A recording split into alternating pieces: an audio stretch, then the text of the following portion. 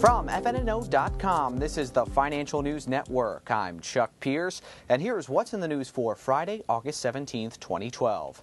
The Wall Street Journal reports Facebook CEO Mark Zuckerberg no longer brushes off concern about the company's declining share price, acknowledging to employees for the first time that the sell-off could hurt them. The Wall Street Journal also reports Mexican stocks are moving ahead as its IPC stock market index has been on a record-breaking streak.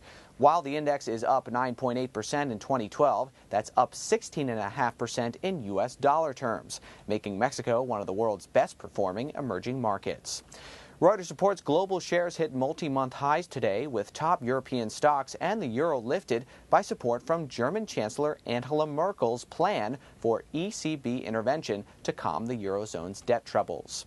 Reuters also reports Canadian Industry Minister Christian Paredes, who has the power to block foreign takeovers, was prepped to discuss foreign investment rules with Research in Motion's new CEO in a March telephone call, mindful of intense takeover speculation that continues to swirl around the BlackBerry maker. Bloomberg reports following its deal to buy Texas Memory Systems, IBM says it will continue its 5-year shopping spree by acquiring more companies in the storage industry. Finally, Bloomberg also reports GM CEO Dan Akerson plans a reorganization of the company that would move it away from long-entrenched regional authority toward a structure built on global functions. For more financial news and analysis of the business world, follow us on Twitter at FNN Online or check out our website at FNNO.com.